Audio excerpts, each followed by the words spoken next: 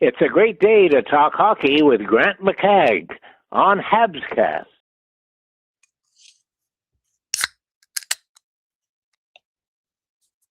No, I'm not going to pour it over my head tonight. I feel like it, but no, not going to do it. Got a point.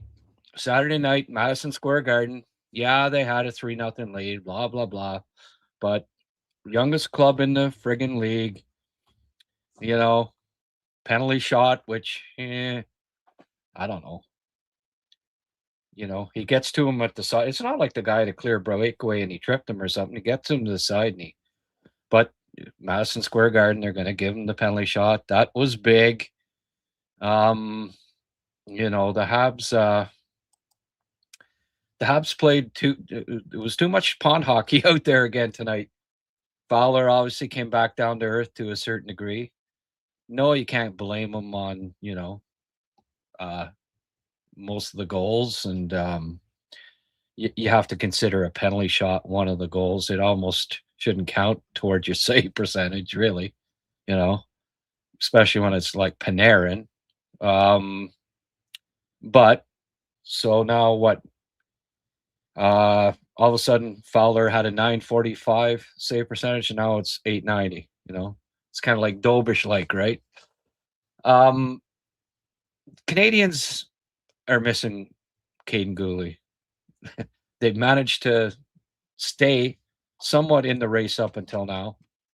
We look at the standings here.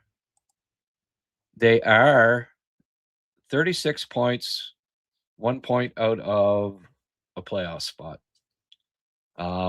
It's just so friggin' tight. It's crazy tight. But they're still, like, if you go by, Boston's only 1 game more now. Okay. So much for the win percentage being in their favor. I guess maybe they are, even win percentage wise, they're no longer in a playoff spot. But I mean, a point out, basically, right? They win tomorrow night and they're back. Win percentage wise, they're back in a playoff spot.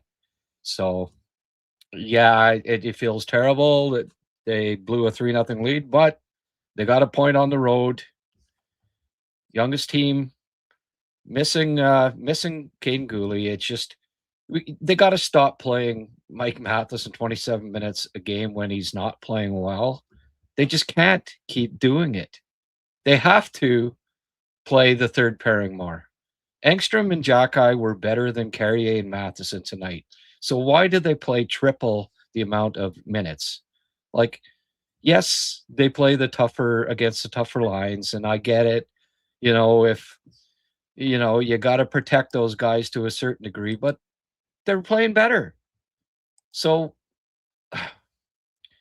just like make it a little more even. When Matheson's struggling, why does he? It doesn't matter if he's playing like shit or if he's playing well. He gets 27 friggin' minutes a night. Well, if he's not playing well, don't play him 27 minutes. I don't think it's that complicated. And Alex Carrier, I'm sorry, 22 minutes. If Alex Carrier is playing 22 minutes a night on your team right now, you're not a very good team. He should not be playing 22 minutes a game. And that's basically what it boils down to. They have to cut down. They have to find a solution to this. I don't know if it's trading for a defenseman. I personally would call up Reinbacher and play him. I think he's needed. I think he can help this team right now. Just like Fowler's going to help them. Fowler's still playing better than Montembeault. He's helped. Beck has helped when you come into the lineup. Engstrom looked fine. He played better than Matheson tonight. But what was the difference in ice time? Well, I'll tell you in a sec. Engstrom played 11 minutes. He played 16 less minutes than Matheson.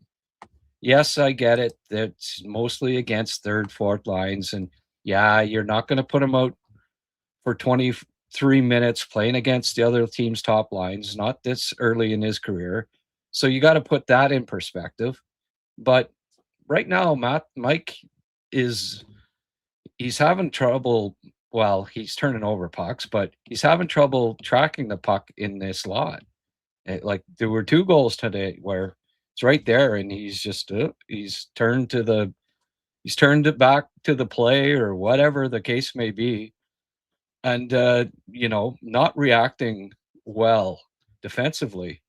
Well, in part because he's getting overplayed. Mike Matheson needs to be playing between 20 and 23 minutes a game. When he's playing 27, that's not good. And if Gooley was here, he wouldn't be playing 27 minutes a game. They managed to, they sort of, they managed without Gooley for a while, but it's been pretty apparent that they're missing Caden Gooley.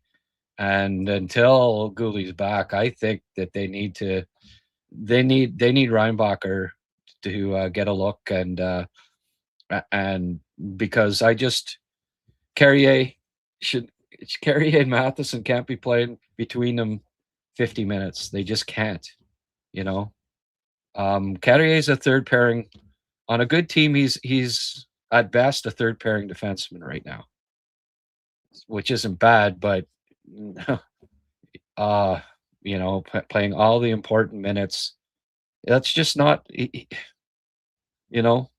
played 20 minutes a game when he was in Nashville last few years, but they sucked. Anyway, that to me is the big problem right now, is guys that shouldn't be playing as much as they are on defense are playing too much, and it's hurting the team. Hudson, what can you say? He was roving tonight, and 2 beautiful passes. Best defenseman on the team, again, as usual. Dobson, I haven't been crazy about him the last 5 or 6 games, but playing with Hudson, I think, it is a step up from him playing with Matheson. That pairing wasn't working so well lately. I didn't mind Arbor tonight. A couple of he's always going to have a couple of hiccups, but I thought Jack-Eye Engstrom were maybe, aside from Hudson, the best pairing tonight. And yes, I know it's not against top lines most of the time, this and that, but play them a little more when they're playing better than Carrier and Matheson. At least make it, don't have it more than double the difference, right?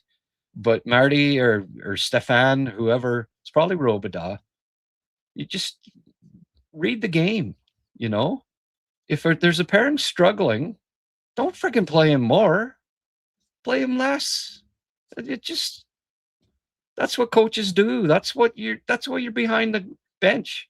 You're not there just to, well, no, it's going to be this way every time, and we can't do it any differently. We can't pay any attention to how the game's going or how a player is playing. It's going to be that way no matter what. Well, no. If there's a pairing that's struggling, don't freaking play them every second shift. I hope that they start to, because right now, as much as I like Matheson and I've been defending him and all that, and I still say on the year he's having a solid year.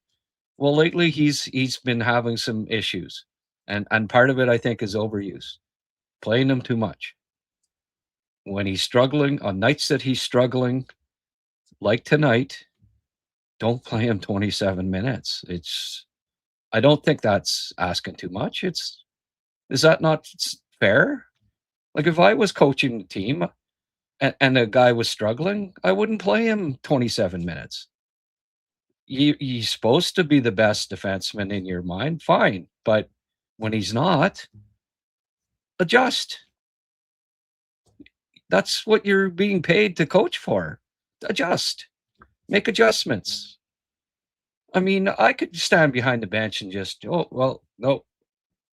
Put a blindfold on and no, you're out, no matter what. You're playing 27 minutes. Well, just keep going. Yeah. I mean, you don't have to be a genius to do that.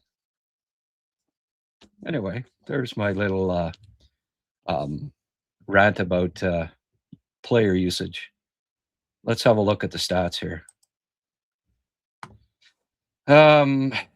27 minutes for Matheson. Yabba dabba doo. Well, at least Hudson played 26:58, and he should have. I mean, he was obviously the best defenseman on the ice by far. Should have been 5-10 more minutes than Matheson, but anyway.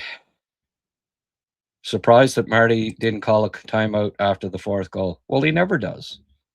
They could have 5 goals put in 2 minutes, and he doesn't call a timeout because might need it at the end of the game for his brilliant strategy. If they need a goal, that his drop that play that'll get them a guaranteed goal to tie it up. So that's why he never calls a timeout when the team's getting deluged ever.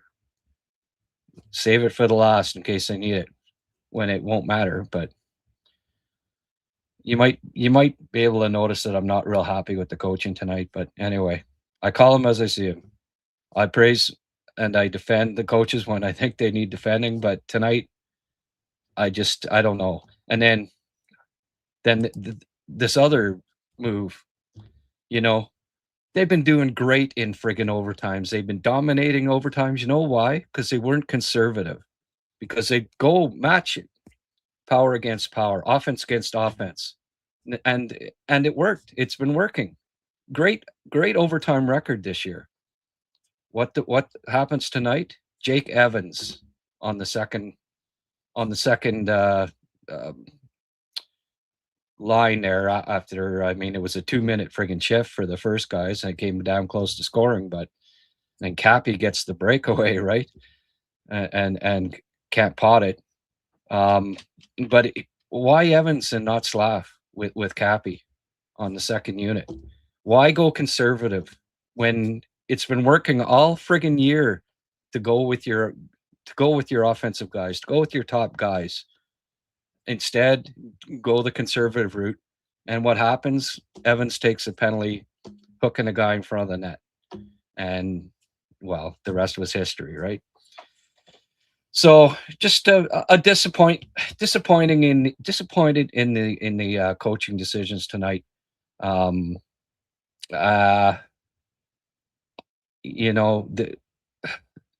Too much pond hockey lately. They're not. You get a 3-goal lead. What are you playing pond hockey for? Like they didn't tighten things up. You got to be. You have to You're up 3-0 and you're giving away pure breakaways and just it's frustrating to see, and what they go from the Fowler the first 8 minutes. Could they not pretend that Fowler's still playing his first 8 minutes in the NHL? So all of a sudden it was just oh, he's a vet now. We don't have to protect him. Yeah, we're gonna just keep playing pond hockey here, and come what may, we've got a great goalie back there. Yeah, well, in his second NHL game, don't just feed him to the wolves just because he had a good first game in the NHL. 3-0, and then just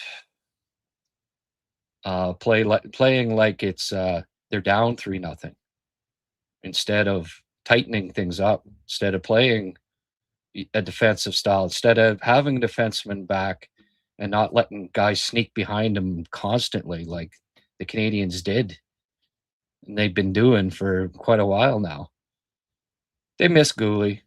I mean, it's been apparent in the past, but tonight it really, it was really apparent when you're playing Matheson and Karrasen and Carrier as a pairing that much, and they're not playing well. I wasn't happy with Carrier being moved because he hadn't been playing well the last 10 games, and he gets promoted up to, at least Hudson and Struble fairly solid for the most part. Yeah, Struble had a few hiccups here and there, but I don't know. I'm not sure what the solution is right now with the defense, but it's the biggest problem from what I see is the defense. Demidov, he can be a bit frustrating. He hasn't Demi hasn't been playing great lately. Turning over too many pucks. Still not shooting the frickin' puck. Shooting it. He gets great chances and he passes off there. Like, has it not been drilled through to him? Hey, when you're 15 feet from the goal, in the slot, shoot the puck. Don't try to make a pretty pass, because three things can happen when you pass it in that situation, and two of them are bad. He's gotta shoot the puck when he's in a prime scoring position. He's got a really, really good shot. I know he's not getting a lot of goals right now, and I mean, I've been through it. I was a winger, and when goals aren't necessarily going in for you, you look to make nice passes and let somebody else score. I get it, but I mean, you're not going to get out of your goal scoring slump if you don't take shots. And he's got to start. He really has to start. When he gets a prime scoring chance like that, you rip it. I mean, even if it doesn't go in, there's rebounds and you can get scoring chances off of it, right? The first Canadians started out well, but they couldn't hit the friggin' net. Like the first 7 minutes, I don't know if they had a shot, and they just kept missing the net. And then their first scored in 3 of their first 6 shots or something like that. Not like Shesterkin to do that, but they were. I don't blame Fowler too much for tonight, but fact is he let in 5 goals and his save percentage was 81% or 82%. So not a fantastic second night for him.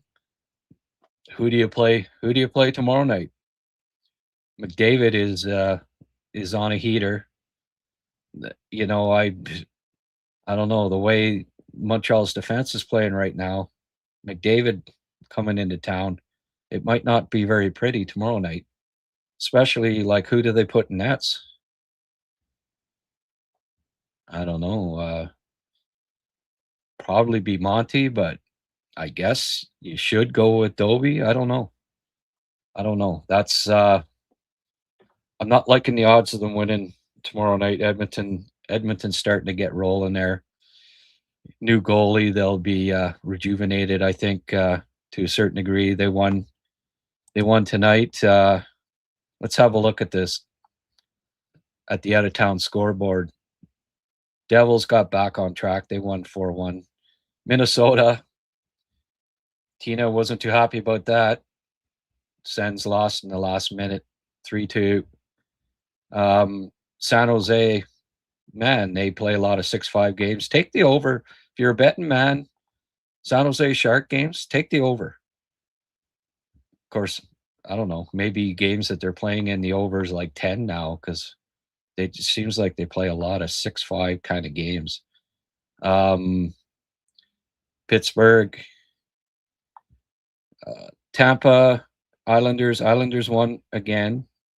They're playing some good hockey. Oh, Carolina came back. They were down to the Flyers, but came back and beat them in the shootout. Lots of overtimes tonight. Edmonton beats Toronto 6-3. Vegas beats Columbus 3-2. And Hellebuck back. Winnipeg Jets beat the Caps 5-1 tonight. So right now, Detroit's up 4-0 on Chicago. Florida's winning 3-0. Nashville is losing 3-1 to Colorado. LA's up 1-0 on the Flames. Who has okay, Stamkos doesn't have the only goal for Nashville. Well, I don't know. Should the Canadians trade for a defenseman right now to stem the tide? Should they bring up Reinbacher? I don't know. I'm not sure the status quo is going to work because right now the defense is in upheaval. So, um, you can keep switching around the pairings and stuff, but if you don't have the right 6 or 7 to switch around, I don't know. I'm not sure what to say about that. It's an issue, that's for sure. Some other stats here. We look at face-offs. Beck, best face-off man. He was pretty solid again tonight. Didn't see a lot of ice time, 909, but he won 67% of his draws. So far, right, since his call up, he's in the 60 percentile range somewhere in his face-offs. I like that. Veleno, 44. Evans only took 4 draws tonight, but I guess Veleno actually playing on his line and taking a bunch of the draws, which was interesting. Nick, 47%. Blocks, Dobson had 5. Veleno, 3. Cappy had 3 really big blocks. I like Cappy's game again tonight. He could have ended it in overtime if he'd been able to hit the net there, and had another golden opportunity too. Nice save by Shesterkin, but didn't mind Cappy's game tonight again. Made some really. He always makes some good defensive plays there. Right now, actually, like everyone talks about, I keep seeing texts and stuff saying, "Oh well, Demidov's making Cappy," but yeah, that hasn't been. Cappy's doing just fine all on his own lately. Playing quite well. I think this was Slask's quietest game in a while. He wasn't. He still made a few nice puck protection plays and a few nice plays here and there, but both Slav and Demi weren't on their games tonight. It's fair to say. Need better games from those guys, mind you. This is 3 guys under the age of 23, and they're facing top lines every friggin' night. It's still going to be some nights when there'll be struggles with those 3, but I love the potential of the 3. Nice for Bolduc to get a goal. Didn't see a pile from him after that. A nice tip, nice goal, but Hudson for me was the best Hab tonight. Loved him come up to play. Those 2 assists were fantastic. As usual, made some strong defensive plays. There's a lot of nights when best defensive defenseman is Cole or is Lane Hudson. I don't know if that's a good thing, really. But it's the case. I would call up Reinbacher and pair him with Hudson. That's what I'd do. Dobson and Matheson back together, but not playing 25 minutes a game. And whoever on the third pairing, but Pickford 2 more goals tonight. Holy frig. This guy's insane. 11 goals in his last 5 games. That's absolutely nuts. He has 10 goals and 6 assists in his last 6 before. So he's up to 12 in his last 7, I guess it is. Francois, hey, I appreciate the toonie. I'll have a drink. I'll have a $2 drink on my beer for that. Thank you, Francois. So someone just asked what I think of Bolduc. I just mentioned it. I don't know. He They really need Gooley back. Hey, with you 100% on that. Absolutely. I hope he's back soon. Money Puck considered score rating was 4.5 to 3.5 the Rangers, so goalies mainly did their job. Yeah. No, I didn't mind Fowler tonight, you know.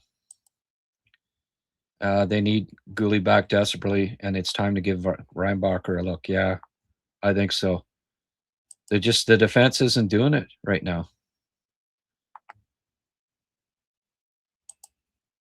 You're basically -1 if you give Panarin a penalty shot against any goalie. Oh, frig. I mean, that shot, how do you stop it? Right? I mean, you don't. JTL leaking chances every game. Yes, sir. It's funny that your name is Teal because when somebody makes a donation, it's in teal. Oh, Gaza. Crap calls, yes, but they have bottom 5 defensively. Yes, Gooley will help, but not enough. We need a right shot defenseman. Yeah, we do. We being the Canadians. If Reinbacher, great. If not, get one. No, that's what I just said. Hey, it's not the first time a guy got a. Yeah, since he signed his contract extension, Matheson hasn't been great. I don't know. Usually you'd think, oh, maybe it's weighing on you, and you sign, and during the season at least, and you're better, you're comfortable, but it wasn't like this was his free agent year, right? He still had it like it was a contract extension. Or no, I guess it was, but anyway, like it wasn't like it's his last week playing with the club and he's got to impress. But ever since he signed his contract, there've been more off games than there've been good games. I will admit that, and yeah, I don't know. No more excuses. This defense sucks, and you shouldn't blow a 3-goal lead. St. Louis is not a fair coach. Hey, Joe Tavares, Johnny's younger brother, who's a big staunch Habs fan. Yeah, Joe, I can't disagree with you there.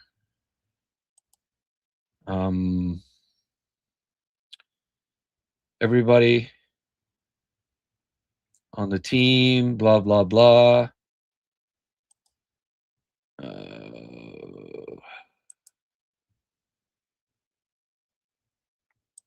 But Grant, Leafs lost. Drinking time. To the Leafs losing.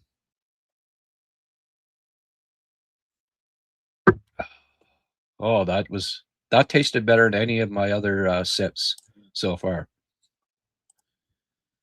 For me, it's not purely the defensive game I'm critical about, but transition because we gave the puck away so many times. Well, that's defensive game too. The opponents are immediately back and attacking.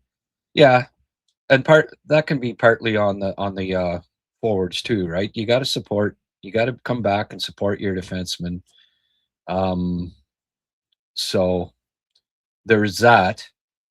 But hey, I'm glad that a lot of people are with me on the maybe giving Reinbacher a look. Hey, it can't hurt. The kid was a top 5 pick.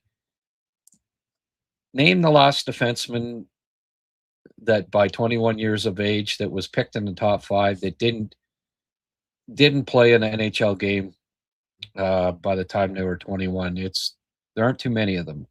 Yeah, I know he had an injury last year, blah blah blah blah, but he looks solid, and I think he could help. He's got the range, he's got the size, he's got the poise, he's got the confidence. Yeah, they got to do something here on defense. Because even a solid goalie like Fowler, when you give up as many bad chances as they are, I mean, you can't stop them all. Seems every time Habs play the Rangers have a couple players in stripes help them to a win. Yeah, I don't know. The Habs lost that themselves. The giveaways tonight were out of control. Yeah, and the pucks weren't being given away by the guys in stripes. Fortunately, it was the guys in red, white, and blue. Yeah, Fowler was fine, but we again gave more scoring chances than we had. It's been a problem most of the year. Money Puck says we were 22 in that regard. There you go. I don't quite get. Maybe somebody can explain this to me, but the expected goals in one has Oliver Kapanen 1.69, like way ahead of everybody else. But then individual expected goal or 5-on-5 or something, it has him like right at the bottom. So I don't quite get it, you know? Like here it's saying that he was by far the best Canadians forward. But then, Money Puck says that his Corsi was like 16 and his Fenwick was, and then his individual 5-on-5 expected goals was lousy. So I don't quite get it. Maybe somebody can explain that to me. All I know is that I thought Kapanen had a pretty solid game again. 3 big block shots again. He's got like 6 in his last 4 games, and pivotal ones too, important ones, especially on the PK. You notice at the last minute there with the score tied 5-5, the last shift, the Habs went conservative again, right? They had Veleno and Evans out there, but it was interesting that the third guy was Kapanen. It just goes to show you how much Marty has come to trust Oliver Kapanen when the game's on the line, and he wants to, he doesn't want the other team to score. Cappy's out there. It was, it's good for his learning. He's just been getting better and better. One of the few guys tonight again that I thought was pretty solid. He's and then second shift in overtime, and he could have ended it there if he'd have been able to hit the net on that breakaway. He was going for the top corner. He missed, unfortunately.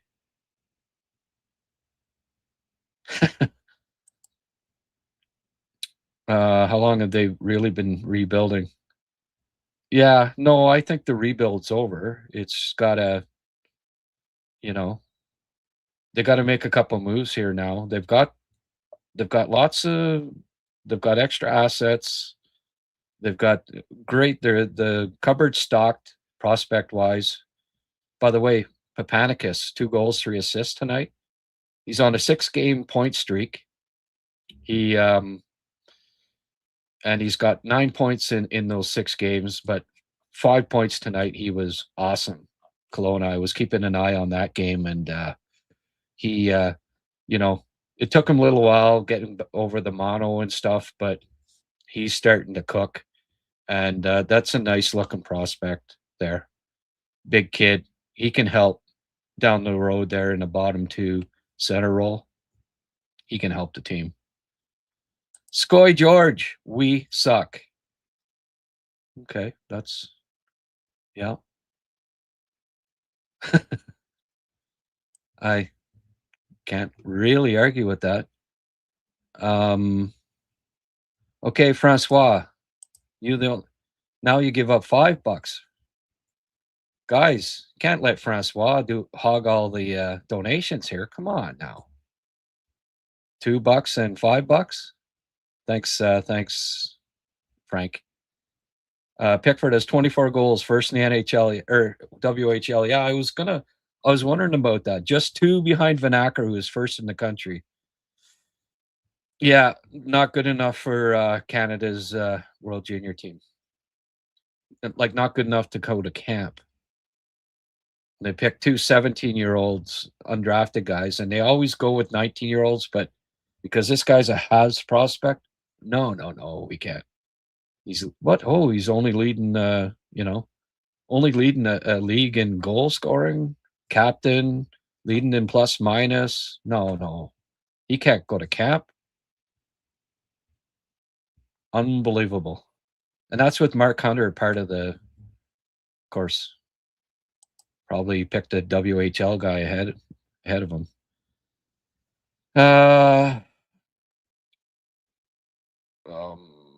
Yeah. Oh, yeah. It shows over and over that they need a second line center. Yeah, because Kapanen was so bad tonight. Yeah. Okay.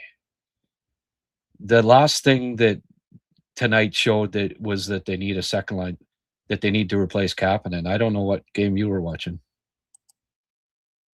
It's getting worse. Yeah. It is. Do you think Gooley will be able to stay healthy? I don't know. I can't. What are you asking me that for, Robé? Forwards never seem to move the puck out when the defensemen move the puck to them along the boards. Well, that's the other thing too. It's not all on the defenseman, but yeah. Defense coach out. Larry Robinson, bring in Larry. There'd be some veteran leadership. I think Larry's past the point of they missed their window of opportunity, their 30-year window of opportunity to have Larry as the coach. I interviewed Larry in the in the summer, and did you ever get a real offer? Well, once, and that was Terry, and they called him and said, can you come in for an interview? And then they had a flood in Florida at the farm, and he had to stick around and try to save the farm animals, and called and said, well, I'll come up for the interview, but I'm going to need a few days. Okay. And in the, by the time he was ready to come up for the interview to be the defensive coach, they'd hired JJ Daigneault. That worked out well, eh? Oh boy. That's the only time he got offered a coaching job with the Canadians. Can you imagine that? Larry frickin' Robinson. What's he do? He's part of like 4 Stanley Cups or 5 or 4, I think it was, with other teams.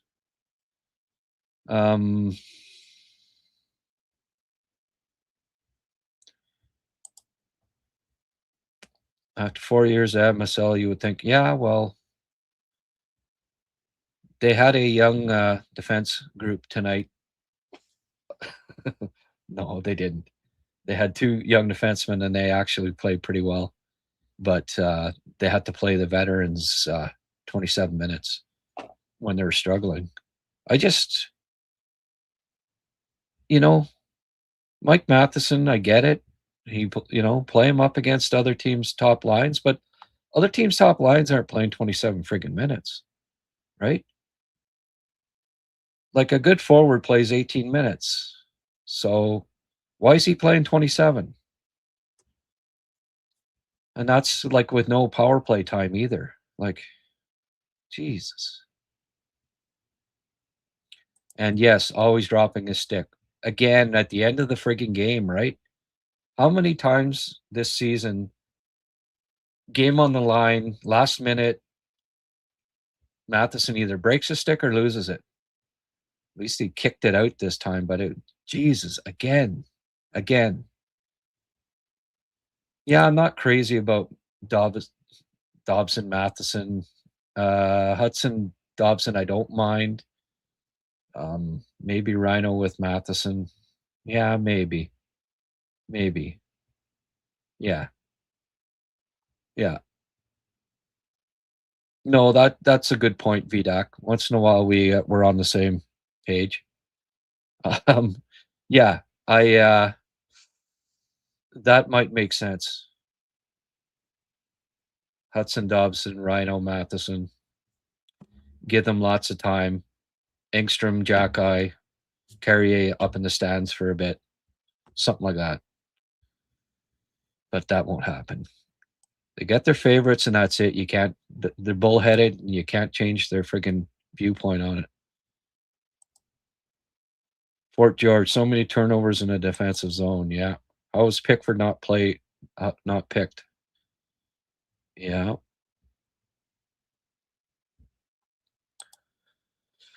Habs were leaving the back end wide open. Yeah, I know. I don't get it. Why they have to keep doing that. Marty complains about the stupid mistakes, but he should react during the game. He could have called a timeout after the stupid play on goal 1 and ripped them all. Yeah, he never does. Slav was not really good tonight. Hey, Suzuki V8 engine. Glad you could stop in. No. Tonight was not Slav's best game. He had a couple of nice chances, set a couple of as DYT said here, he played well along the board, set up a couple nice chances. Yeah, but we saw a dominant Slav lately, and it wasn't a dominant Slav tonight.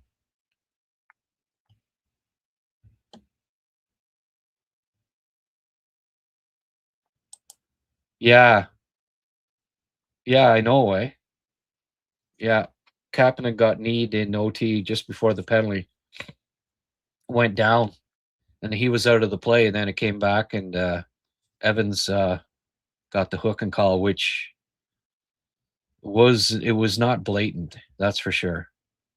I mean, the knee with Kapanen was more blatant than the hook by yeah, you could argue that. That's a fair point.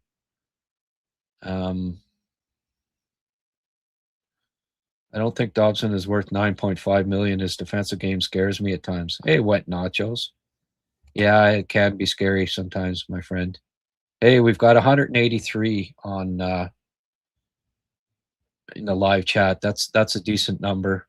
More than 500 watching on X. Hey, I'm going through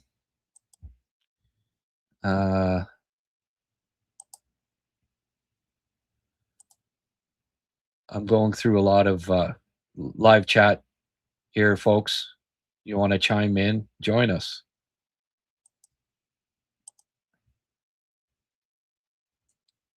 Anderson line playing well. Yeah.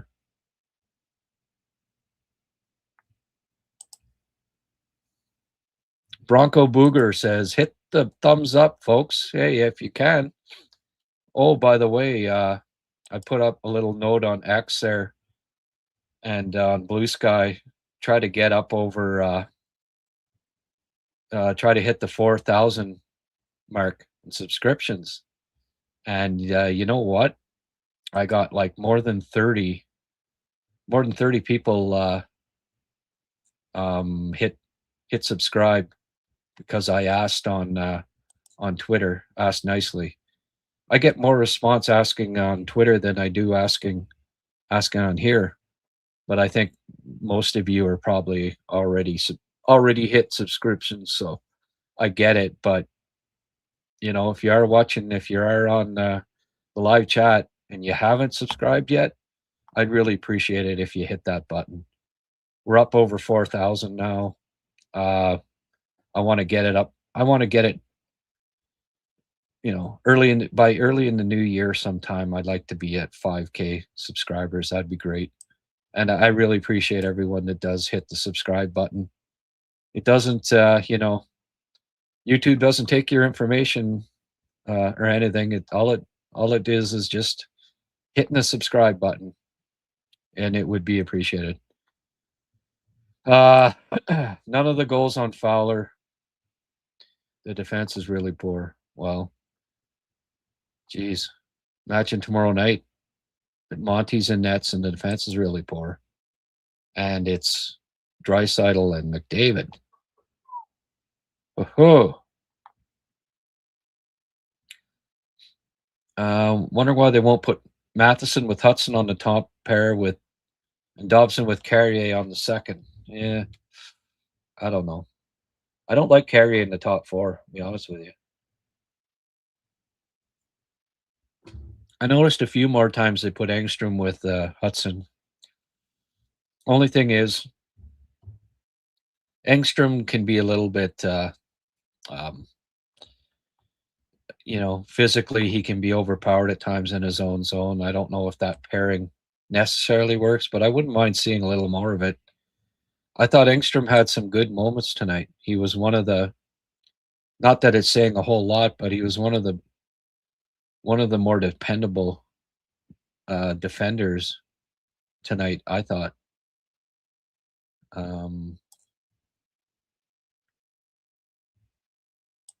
I knew it was a mistake to come over here. See ya. Okay, Cowder Welsh.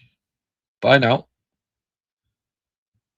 Don't make that mistake again, whatever you do.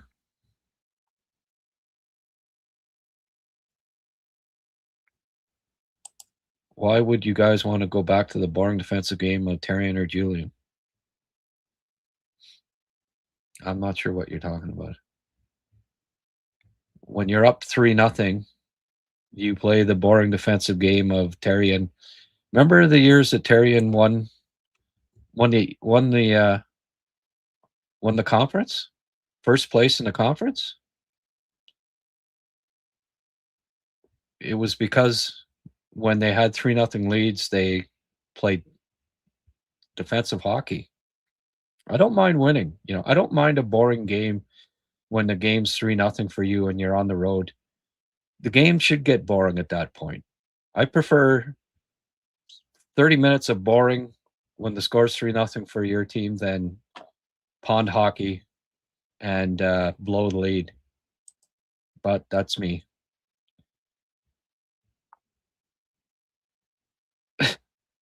Paul Cormier. Grant, it all started after 3-0 lead, then on PK, and 3 guys go on offense before the puck is over their blue line.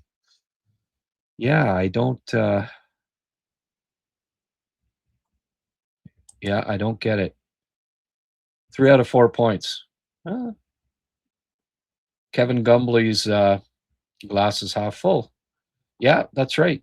750 win percentage for Jacob Fowler up till he got called up to the NHL. Had a 75% win percentage in his last 5 years. So far with the Canadiens, 75% win percentage. You want to look at it that way, right? I mean, there were positives from tonight. They got a point in New York. That's not an easy goal. New York 6-2-2 in their past 10. Saturday night, Madison Square Garden, honoring their 100th year in the league, blah, blah, blah, trotted out all the, Montreal had to sit around. Poor Fowler, his first 2 starts, he has to wait a half hour for the start of the Pittsburgh game. Then the Rangers have, alumni night and celebrating 100 years. And, that can't be easy. Kapanen hauled down 10 seconds before the soft call on Evans. Keep plucking that chicken, Bettman, you evil dwarf. Yeah, I know. That was no, I wasn't crazy about the penalty, but I wasn't crazy about Evans being out on the ice either. It was conservative. Murray Smithers, I agree with you so far. Thank you, Murray. That's a fairly new name. Outdoor Dad, what do you think that? Yeah, I wasn't crazy about it.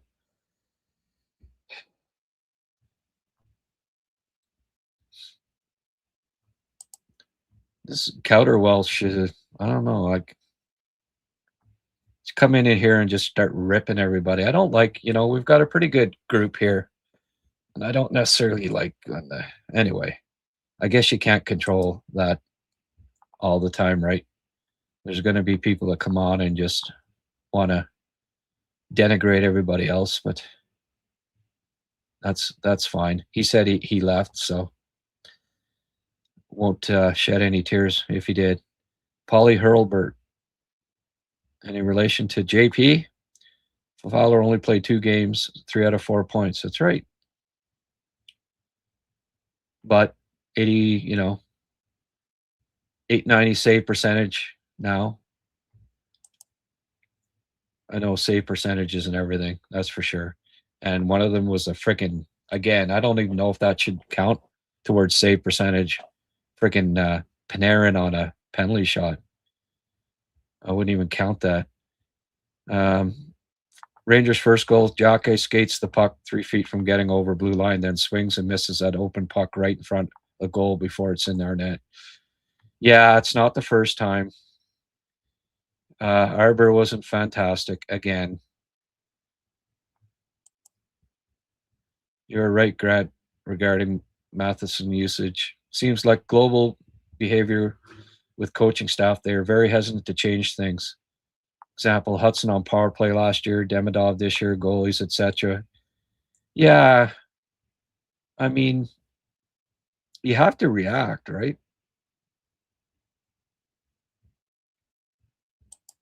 I think. Marty is getting better at coaching, but still not top notch. You got to adjust when things go south. Jimmy Jack. Well, I'm glad people are agreeing with my takes on that. I just, it, and that goes for Roby too. I think Stefan Roby does a good. I mean, he came into the league as a rookie defensive coach, and for the first time in NHL history, he had 5 rookies defensemen that he had to mentor and deal with that year. And I thought he did a half decent job of developing all of them. Really, most of them played. Opening night 4 rookie defensemen. No team had ever done that. Only one other team had ever played 4 rookie defensemen in a year, and they certainly weren't all on opening night. And they all got better, with the possible exception of Barron. But so I think Robidas overall, since he's gotten here, has done a pretty decent job with the defense group, but just adjust in game. They hardly ever change up lines during a game. And Therrien had a lot of faults, but one of the things that when things weren't going well, he was pretty good at reading the game, and guys that weren't playing well wouldn't play as much. They'd get put down and guys that would get, he'd mix up the lines and reward guys that were on that night, and guys that wouldn't play as much. And that can work. I mean, some nights you're on, some nights you're off. And it seems like the Canadians that's just not ever, it never matters. Like if Matheson's having the worst game, like doesn't matter how Matheson's playing, it's 23 to 27 minutes a game every friggin' night.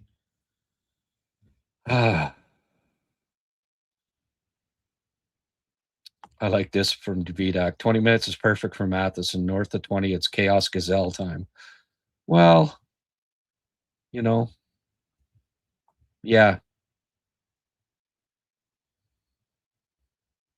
All right. Well,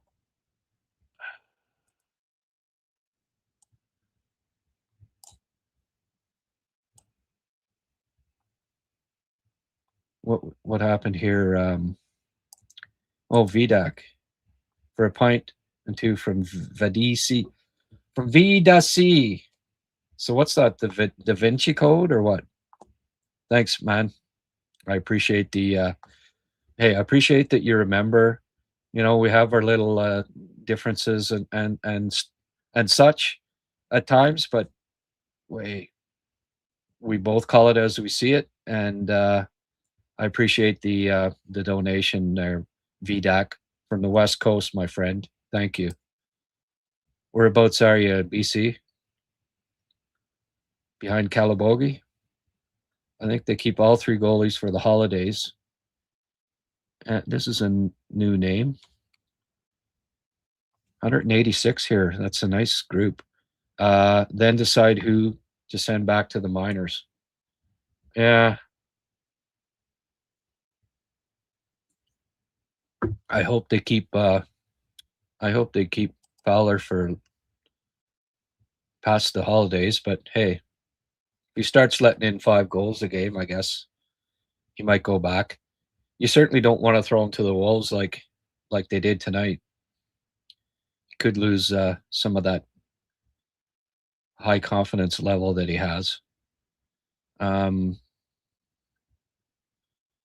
well, Slav wasn't horrible. I guess I expect him to be like one of the best, to be really good every night. And tonight,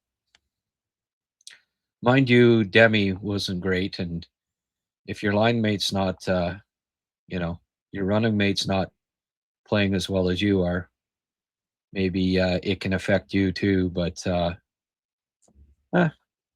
anyway, I've got high standards for Slav now. Maybe we're getting spoiled by Slav. Let's get Nick Perbix. Yeah, I keep seeing that name. Yeah, well, I guess some people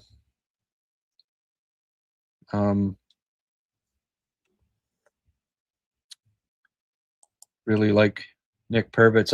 I got to admit that I haven't put the microscope on him. Maybe I'll do a Patreon scouting video on. I mean, I won't put it on YouTube because they'll flag it. They'll put it down, but maybe I'll have a look at Nick Perbix and do a scouting video, and I'll put it up on my Patreon channel. And anyone that's a subscriber to the YouTube channel, I'll add you. I'll give you a gift subscription to my Patreon channel. So if you are a subscriber to this, you join the YouTube channel here. If you have already and you don't have a Patreon membership, Grant at HabsCast.ca, send me an email and I'll get you hooked up. I've been doing lots of people lately. Who starts tomorrow? I'd love if Reinbacher got called up. Yeah, I know. That would be kind of cool. It's not like he has far to go. Don Asham, come on, people, hit the likes. Yeah, we got lots of people on the, like almost 200 people here. So it'd be nice to have 200 likes. That would be cool. Thanks, Don.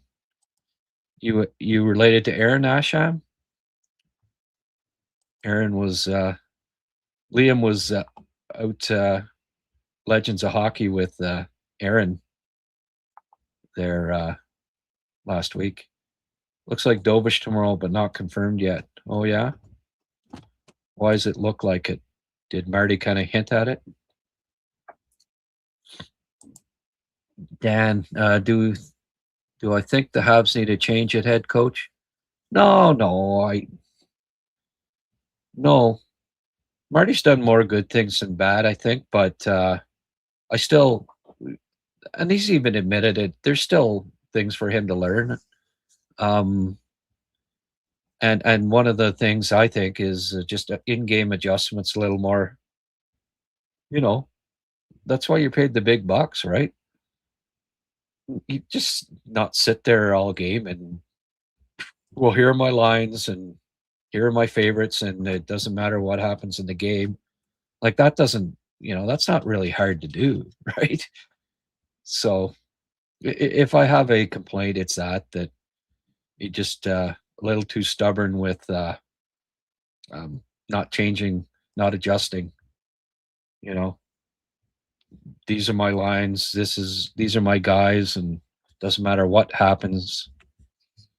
Well, anybody could do that. I could sit behind the bench and do that.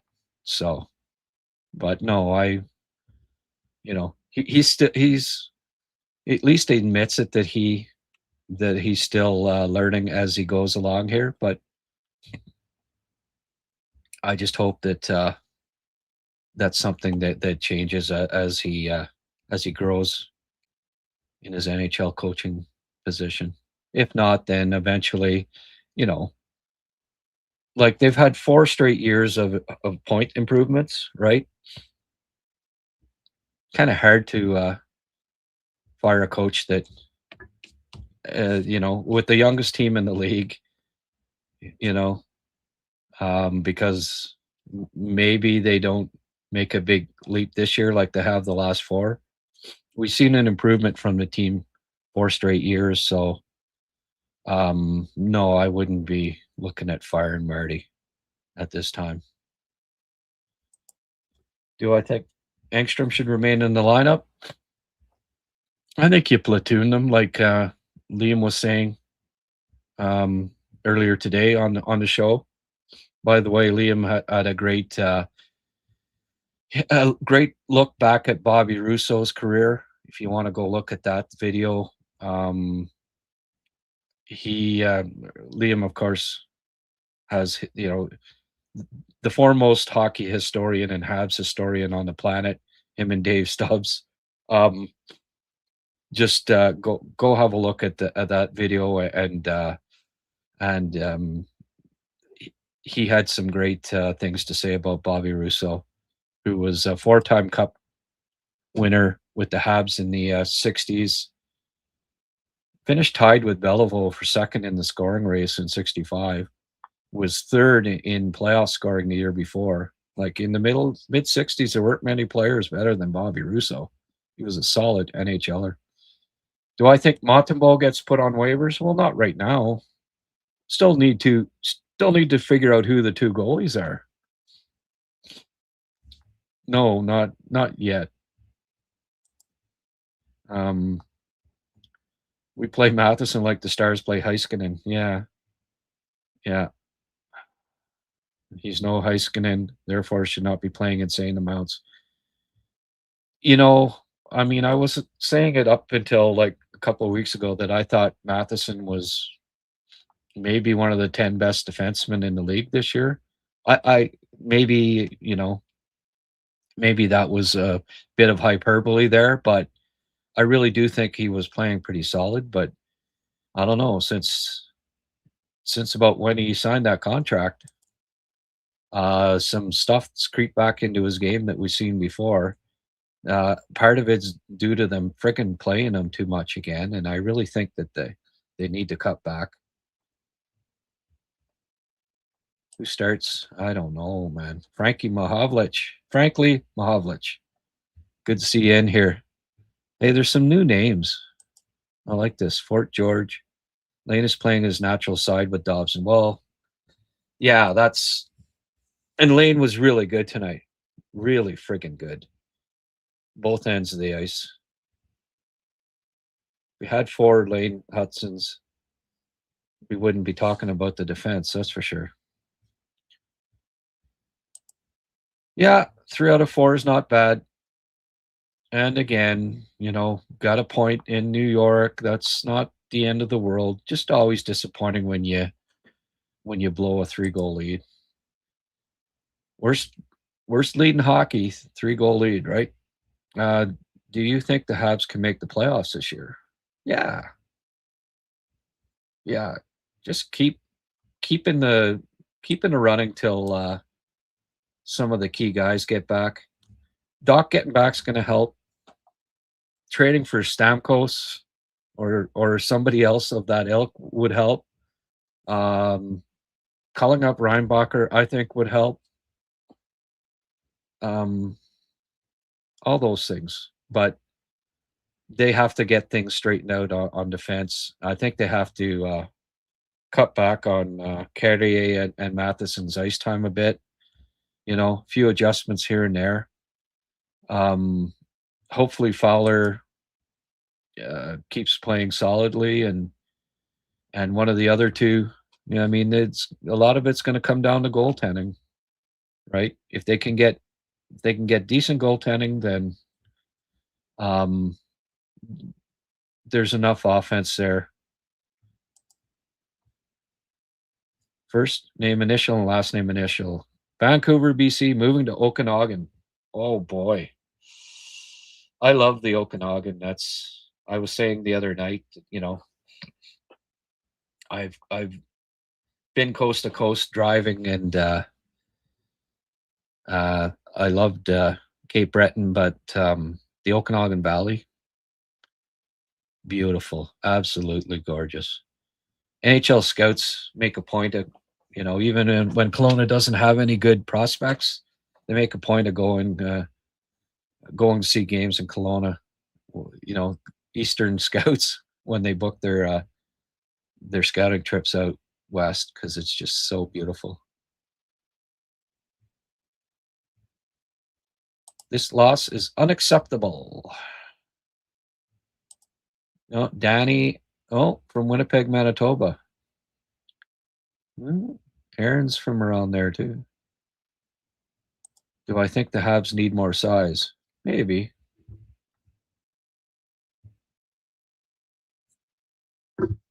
Get another Slav, they'd be okay.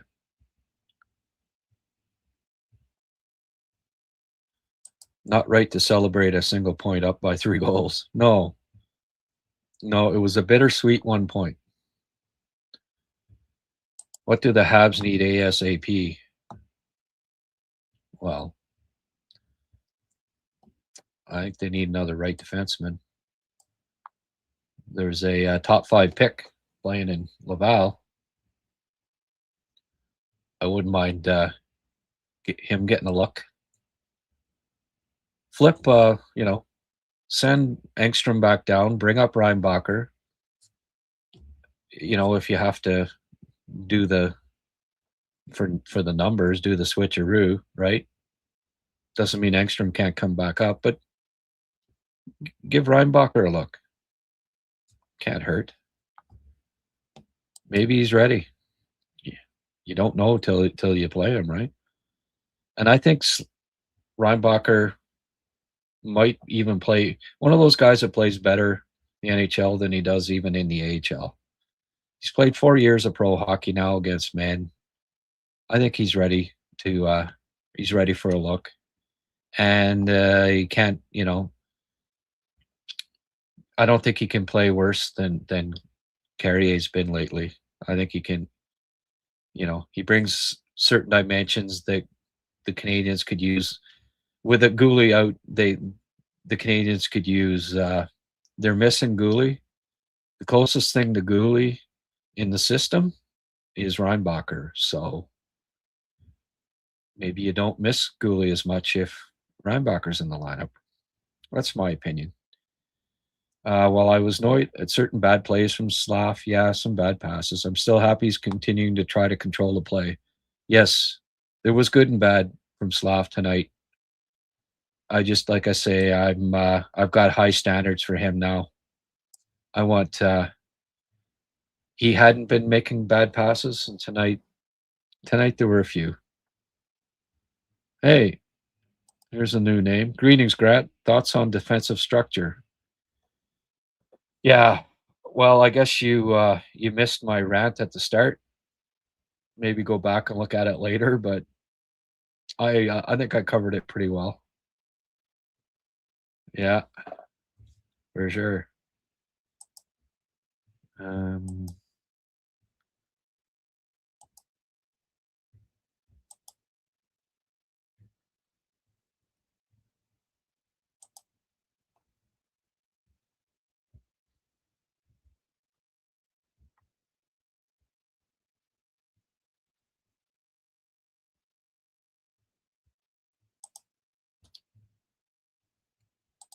Yeah. Sorry, just Fork. Yeah, he's a pleasant chap. Aaron Asham was one tough customer. Yeah, the Rangers finally got us back for that game in Montreal when Kovalev was here. We were down 5-1 and came back and won.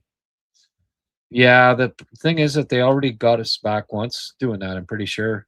Pretty sure the Rangers didn't they make an even better comeback than tonight against us since then. But yeah, I remember that night quite well. Did you know the Habs drafted Aaron Asham? Did I know? Come on, I followed his friggin' from the day he got drafted. Of course, I'm a frickin' I'm a draft and Habs junkie. I knew damn well that they not only did they draft him, they played him in the NHL. Pound for pound, one of the toughest guys ever play in the NHL. He was tough, tough, and not that big. Oh yeah, I loved Aaron Asham. Habs could use like 3 Aaron Ashams on the team. Absolutely. Hopefully the Habs will get destroyed in the coming weeks, and Hughes and MTL get fired. They're both lost, obviously. Yeah. But you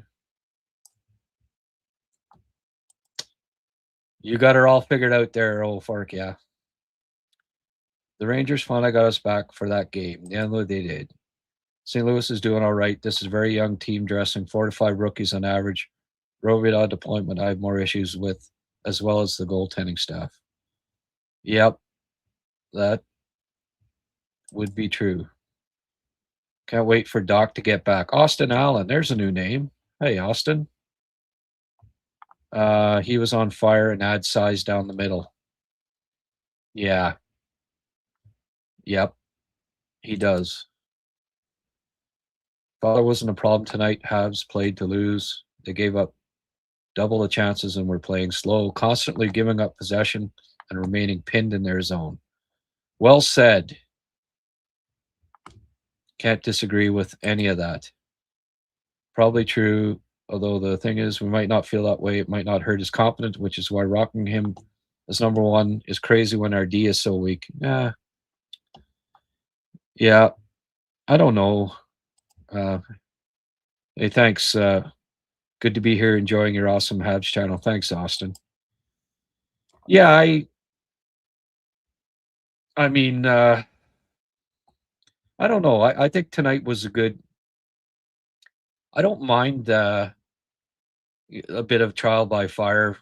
I mean, there's going to be nights like this. Even when you're a good team, you have these nights, right? Don't mind Fowler getting a couple of, like, the third period in Pittsburgh and tonight. That's 4 periods of a good test for him, and I think you want to you want to test him. You want to see how he can handle it. And the last 4 periods were a good test for him. I thought he's handled it pretty well, and they'll know how he reacted to it, and then how he reacts in the next game. You hope that they tighten things up. They need to play tighter structured defense. There's no doubt about it, and they can. And here's hoping that they do, because you don't want any young goalie coming up and being bombarded. No matter how strong you are mentally, it's gonna affect you to a certain degree. But you got to hope that that they can get things straightened out, and then and not leave any of the goalies out to dry, really. Watch Aaron Asham versus Jay Beagle fight 3-punch KO. Yes, I remember that one.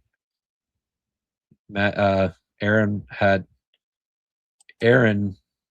knocked out a lot of guys. Superman, the collapses on defensive zone are worrisome. Absolutely. Dobas was stealing games, but also having bad games. Tonight wasn't bad, but imagine Dallas or Colorado. Well, the funny thing is, they seem to play better against the really, I don't know if there's lapses in concentration. Like, when they were up 3-0, they were playing so well for a while there, like dominating. And then, did they get complacent a little bit? And these are things, again, you got to keep in mind that it's the youngest team in the NHL. They're under 25 years of age, which is crazy. Like, and they are going to be inconsistent. It's just, it's part of the inexperience and getting these experiences. These are good games, like, as far as, there'll be lots of video study from games like the third period of last night and then tonight, or not last night, but the last game. And you hope that they all learn from it. Like, I agree, they could probably use a couple solid veterans, and that's one of the reasons why they're struggling to be consistent right now, because, you know, I mean, there's teams 3, 4, 5 years older on average than the Canadians, and that's on average, that's pretty crazy. That's a huge gap. Like, normally teams are within a year, most teams are all about a year or two difference in age, average wise. And the Canadians, they're more than 5 years. They're almost 6 years older on average than the Winnipeg Jets. Like, it's crazy. 9 power plays against and a penalty shot. Fowler had it rough. Yeah, for sure. But I don't mind that. Fowler, get him, I'm glad that he's not getting like 5 shots on net or 10 shots on net.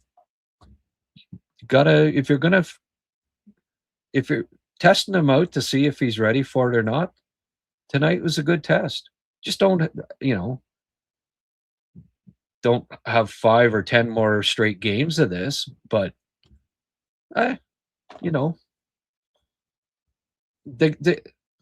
good test for him, and they still came away with a point on the road. So we tend to overreact to one game, If they play him 5 more times, and he starts getting bombarded, he starts letting in goals, he starts getting down, throw him in the minors, and maybe trade for a goalie, try to get things fixed. And if it doesn't work, well, okay, this season's a write-off. But it's one game, and you hope that they get the ship righted. You hope that they adjust. You hope that they try a couple of other moves. Try Reinbacher. You've got a top 5, 6'3" right defenseman 15 minutes away. Like, it's not that complicated, right? Things are broken right now on defense, and you've got a potential solution, and maybe he'll be great. So that's the next step. First step was bringing up Fowler. Next step is to get him some help. It's like bringing up a rookie, Chitter Sanders or whatever. Oh, geez, he's getting sacked a lot. Well, why don't we put in the left tackle that we drafted 5th overall a couple of years to help protect him, right? Well, it's similar in hockey. Oh, well, the goalie needs some help. Geez, we got a 6'3" right defenseman drafted 5th overall. Maybe he can help. Well, it doesn't hurt to have a look and to see. Reinbacher has been solid. He's getting better and better and better. So I'd give him a look.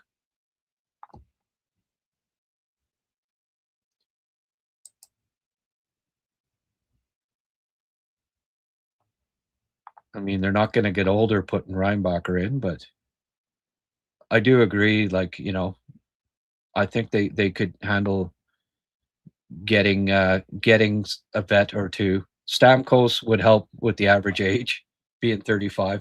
It's funny, people, oh no, you don't want a 35-year-old. Well, yeah, you do. When you're the youngest team by far in the league, it wouldn't hurt to have a 35-year-old. It really wouldn't. They need they need they could use that, experience on the bench. Say, hey guys, we got to tighten things up. So it's one thing for the coach to be saying it, but when one of your teammates is there that's been through it, that is still playing, Marty played and all that, but he's not playing now. When the guy beside you on the bench or the guy on your line's saying it to you, it's even more impactful. There's a 35-year-old and he's busting his ass out there. You might want to listen to him, and they probably would. So call up Reinbacher, trade for Stamkos. Get Doc back. That will help. That will help in a lot of ways. Move a guy out that shouldn't be in the lineup, solidify the bottom six, or even maybe put him on the, if you don't get Stamkos, put him on the top line with the, if need be. There's a lot of solutions, but maybe a big time crasher, that's a possibility too. Yeah. McKinnon, 32 games, 55 points. Okay, well, get him. There's a solution. Trade for Nathan McKinnon. That would solve a lot, eh? The Habs are not big enough.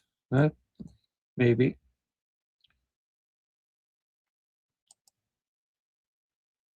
We need to get one of Stamkos, good old Irish kid O'Reilly, or then Danault as a plan C. Need a veteran defenseman as well. Yeah, well, they're right there in the race. They've kept they stayed in the mix right up till now. I wouldn't mind if we're starting to see some trades, and some big ones. So maybe now's the time. Nashville's starting to unload. They got rid of one guy. Maybe it's time, right?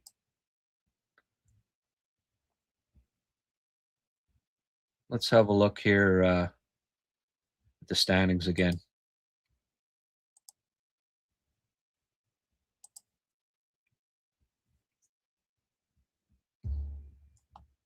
Montreal's goal differential, they're minus 11.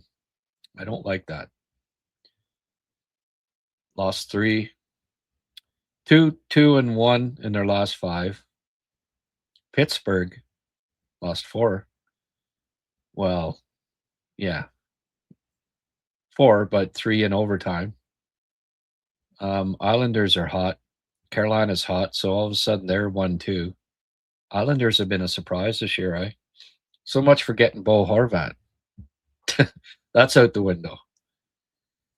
Tampa, they're playing.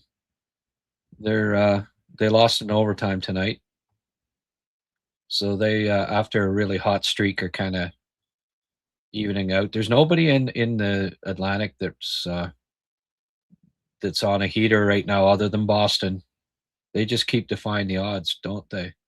And McAvoy back now. I would not have predicted that. Boston being 1 point out of first in the Atlantic Division just before Christmas. Philly, they're kind of up and down, but look at that. They're in a playoff spot right now. New Jersey, see if they can they went on a bit of a losing streak there, but won 2 of their last 3. Different team when Jack Hughes isn't there, aren't they? Pittsburgh now, maybe they're coming back down to earth there. 1, 1, and 3 in their last 5. The Rangers tied with the Habs, but played 2 more games. Florida, imagine anyone have word on Tkachuk? Is he going to be back soon? Toronto, they've got 6 points in their last 5, so treading water basically. But they're in, one little hot streak in there. They're right in it. Ottawa's like the only team out of these 12 that have lost 4 games outright. They're not even getting it to overtime. So they're struggling a bit right now, 14th place. It's funny. It's weird that they played better without Kachuk in the lineup than with him in the lineup. But you can't always predict these things.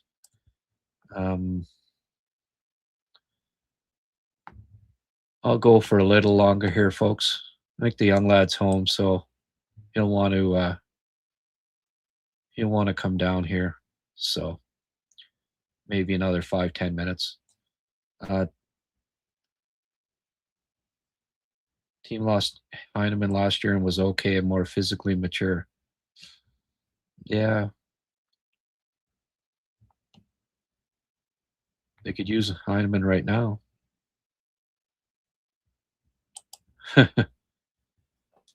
I don't see Nashville. Why would they bother? You know, there's teams that will give them something for Stamkos.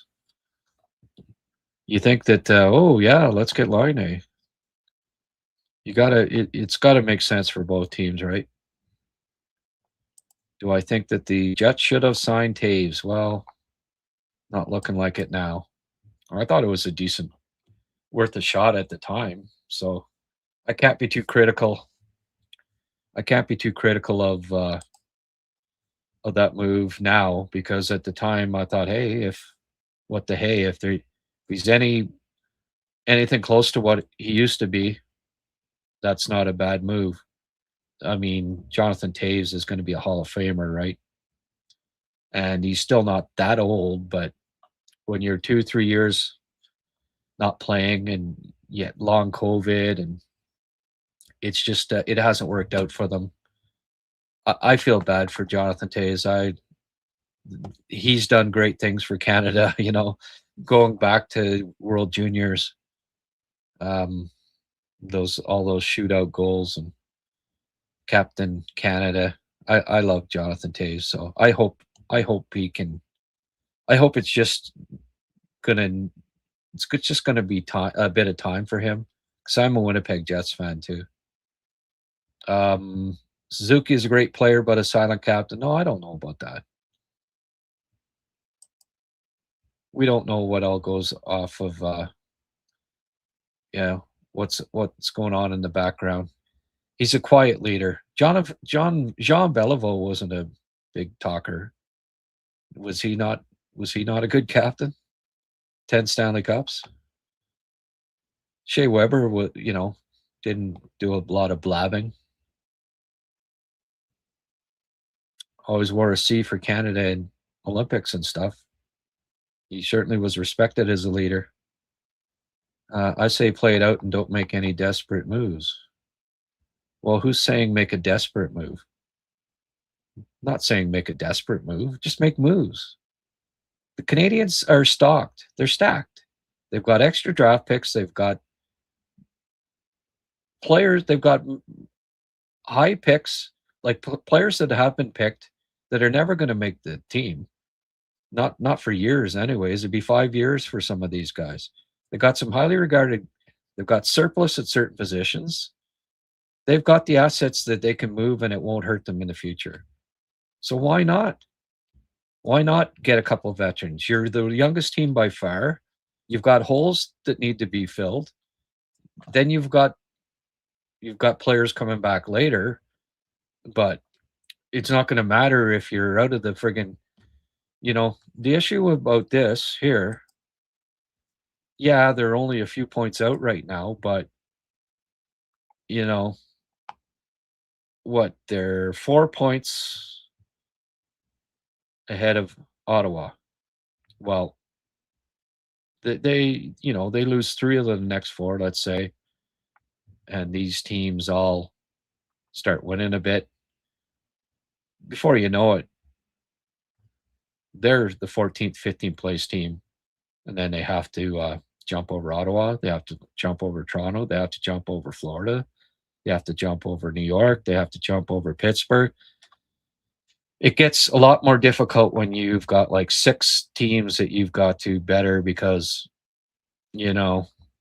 those 3-point games. 2 or 3 of the teams that are heady in the standings will, when you go on a hot streak, they'll go on a hot streak, so you don't gain any ground on them. It gets tougher. The more teams you have to jump, the tougher it is. And we're talking like once you got 40, 50 games in the bank. So they want to stay in it here. They may need to make a couple moves. Not saying desperate moves. Calling up Reinbacher wouldn't be a desperate move.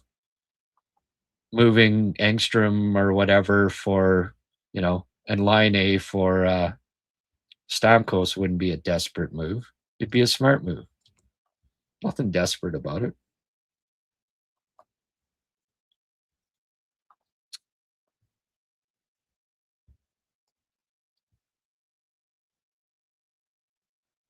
Yeah. You know what? The Habs, they win an overtime game against Washington there. I forget which game it was, but that's a different series. That was a closer series than the 4-1. Sometimes that can be a little misleading. And hey, again, all these guys playing in their first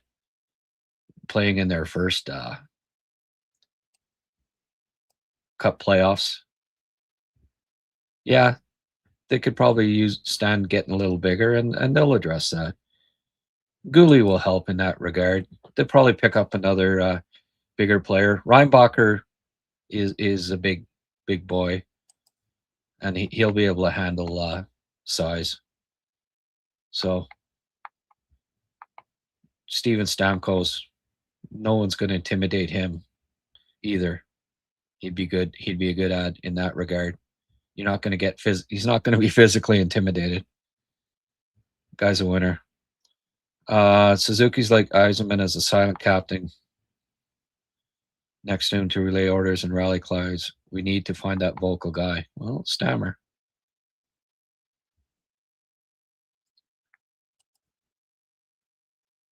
Buffalo so low, they're off the screen. Well, I didn't include.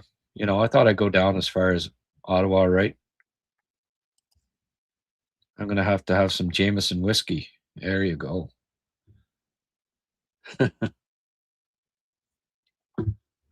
All right, folks. Well, I think I'm going to pack her in. We put in I put in a 90-minute shift here, and special thanks to the folks, Francois, obviously, for his 2 donations. Thank you very much. Oh, Vidak renewed his membership for a month. Thank you, my friend. And Francois with his 2, and then Vidak also threw me a few bucks. Oh, did Francois? I don't know if I saw that one. Any opinion on the Quinn Hughes trade? Well, yeah, I do. I do have opinions on that, Francois. I hope you're still here. I'm not sure. I'm not the biggest Bill Guerin fan. I don't know about that deal. They already have a 5'9" defenseman. I mean, he's Spurgeon's great defenseman, but now they add another 5'10" defenseman. Name the last NHL team that won a cup with 2 5'10" or under defensemen. Yeah, they're good, but come playoff time, winning 4 playoff series, did Quinn Hughes ever, Quinn Hughes win 4 playoff series in Vancouver? Never came close, actually. They traded their second line center, and they've got Yurov playing second line center, who I don't know. I mean, he's inexperienced. maybe he can do it, but not exactly lighten it up. They're thin at center right now. So thin at center, average of 6 foot uh, height, and there's 6 defensemen, with the average height of NHL defensemen being 6'2", or just a shade under. So they're undersized on the blue line, albeit talented, and thin at center. That's not a winning recipe at playoff time. That's maybe they can win a round or two, maybe, but I can't see. Well, even in their division, I think they're the third best. I don't know that they can come out of their division. I guess though, if you want to beat Colorado, I guess you gotta try something. Maybe they think it'll be speed and skill that will beat Colorado. I just all I know is that typically undersized defense groups and thin at center won't win you a cup. And yeah, you could say that about Montreal, maybe, right? Till they're a little deeper at center and have a little bigger defense core.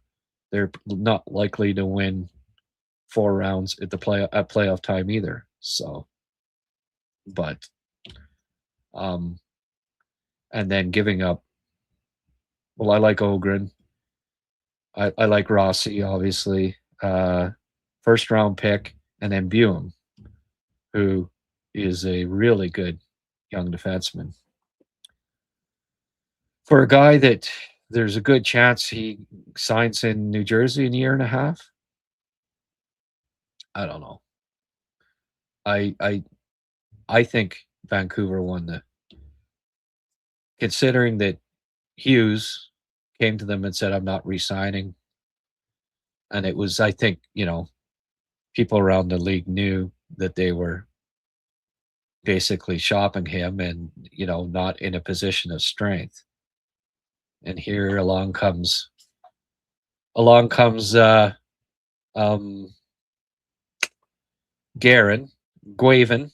as somebody that was on one of my first HabsCast called him. Billy Guavin comes along and I'll give you three high first round picks and a first round pick for this guy. Oh, okay. Thank you very much. I think he overpaid.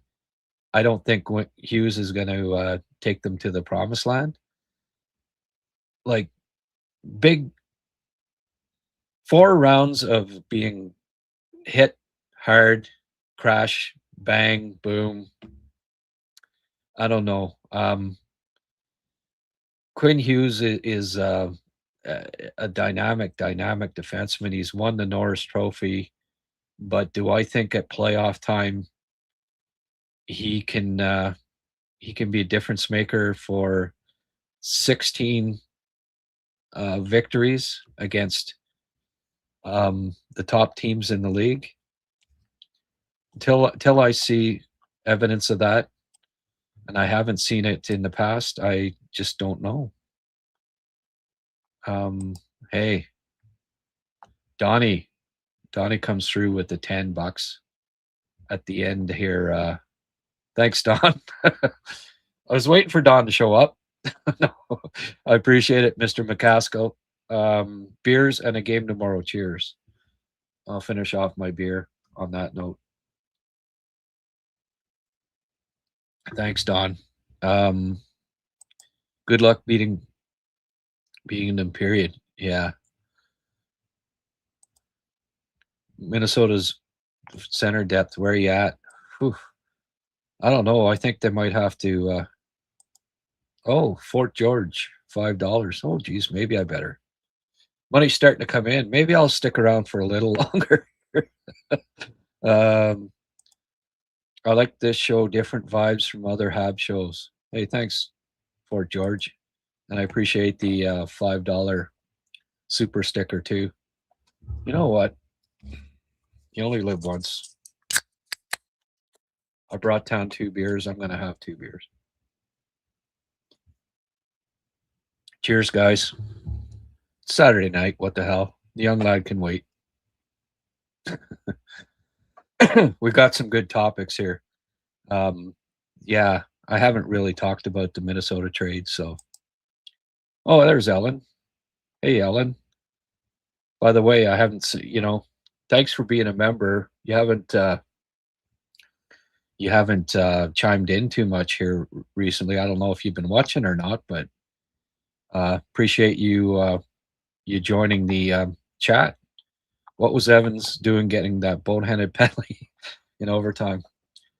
Yeah, well, what was Marty doing putting Evans out with the second unit? Why not Slav and Kapanen, or Slav or Kapanen and Demidov? Like, that's a Claude Julien move, putting out Evans with the second. The Suzuki and Caulfield were out for the first 2 minutes. It was an extra long shift, but they had good chances.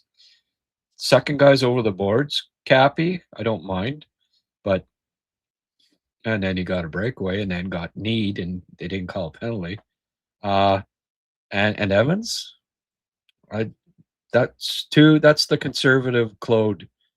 That was what conservative Claude used to do, and it drive me crazy. Trying not to lose instead of trying to win.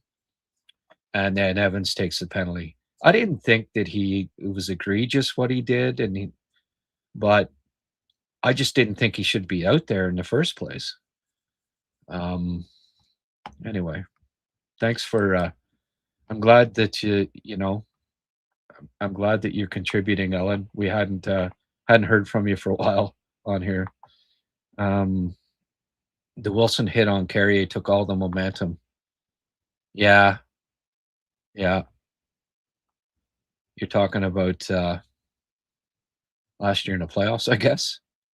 There weren't too many Wilsons playing tonight, I don't think. They got Taves at a good deal. Hey, it was worth a shot. I'm not gonna rag on him too much with that. But all of the moves that Chevy made this off season haven't worked out. Nyquist has sucked. I don't know.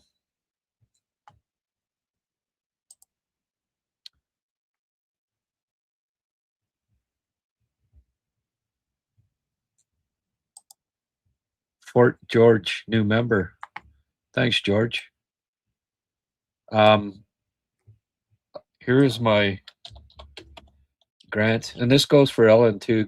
Ellen, if you want a free membership to my Patreon page, being a member of my YouTube channel, send me an email. I just put it up there, and I will grant you gift you a free subscription to my Patreon page. I'm going to have a look at a couple of guys there, and a lot of people have been talking about Perbix, so I'm going to do I'm going to have a scouting look at Perbix and see if I think that he might be someone worth adding. But personally, I think Reinbacher should be getting a look. I know he's not a veteran per se, but it doesn't cost anything to call up. Doesn't call anything. It costs anything to call up Reinbacher. No assets there. How many subs do I have? 25 to 30 so far on my YouTube channel. But I only started this podcast September, so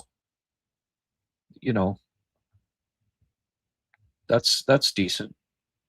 I mean, you don't get a pile for being a member on here, other than just it's kind of like it's supporting me, supporting the cause. But because of that too, then I offer. I also offer the. I mean, you get some perks, but and what I may do too is I'll put up a couple of special videos for members only on here. Apparently, I can do that as well. But I figure, I do have people on my Patreon page that are members, and so I put up exclusive videos on my Patreon page for them. But people that become members of the YouTube channel here, I will also let they'll get a free membership to my Patreon page. It's the least I can do for your support, and I thank you. Um, well, yeah, a Minnesota Wild fan. I tweeted something the other day about they're thin at center, and then he said, "Well, Riley Heidt, Danil Yurov, and another player." I said, "Well, yeah, but in the next year and a half, that they have Quinn Hughes, they may only have Quinn Hughes for a year and a half, and Riley Height's not going to be. He may not be ready for 2 years. The uh, year after Hughes is gone, it's not going to matter as much, right? They get Hughes, and then he just leaves as a free agent and signs in New Jersey. Well, then Riley Height's ready. Well, what good did it do you, right? Kind of late then.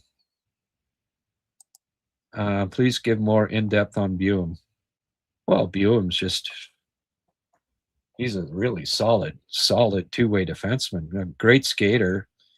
He can he's not going to match what Hughes did points-wise, but he's going to put up a lot of points in the NHL. He's going to be a first-pairing defenseman on Vancouver, I think, down the line. So that's a nice start, right?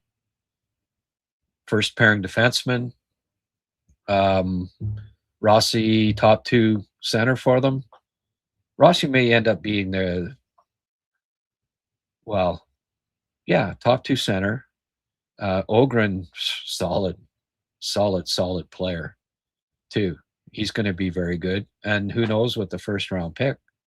So that's a nice return, I think, for a guy that wasn't going to re-sign with you anyways, and hadn't won anything.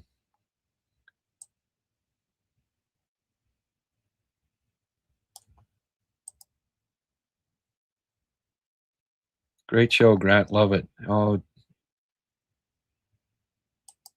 the beer cozy is awesome. Yeah. My emotional support beer. I don't know if any of you've ever watched Brent Terhune on. He's pretty hilarious. He has his cozy as emotional support beer. Bill Guerin is set to lose his job if Mini don't have a deep playoff run. Yeah, well, bye-bye, sayonara. And I think it's a travesty that he's the friggin' coach of USA Hockey too. They have this development system. They've got USA Hockey. Why not have somebody in there that coach these guys all the way up, knows these players inside out, right? Not some friggin' prima donna former NHLer that doesn't think that Cole Caulfield can play defense, and obviously never paid much attention to him if that's his thought. Like his comment about, oh well, yeah, okay, put Cole Caulfield with Jack Eichel, and Kazakhstan's going to run roughshod over them because Cole Caulfield's 5'7" and horrible defensively. I just I hope he loses his job. Not a fan. They should have got somebody that in USA Hockey that knows all these players, that coached them, that developed them, that knows US hockey. Not a friggin' oh well, we have to have an NHL GM. Yeah, I guess. I don't know. I'm also it. I also don't agree with Uh, I liked when Canada they had their most success when they picked like Pat Quinn for World Junior Team, guy like that who wasn't coaching, who didn't have he wasn't a junior coach that had players that he would have favorites. There's none of this bias. Um, there's lots of great coaches out there that aren't NHL coaches that could coach Olympic team and be great, that don't have any, you know, there's no like I don't like the fact that Anthony Cirelli might beat out Nick Suzuki strictly because his coach uh you know it his coach is the coach of the his NHL coach is the coach of the team. And the same goes for Hagel too. Like they're very good players, but if either of those guys gets picked ahead of Suzuki, Celebrini, or Bedard, it's just wrong, in my opinion.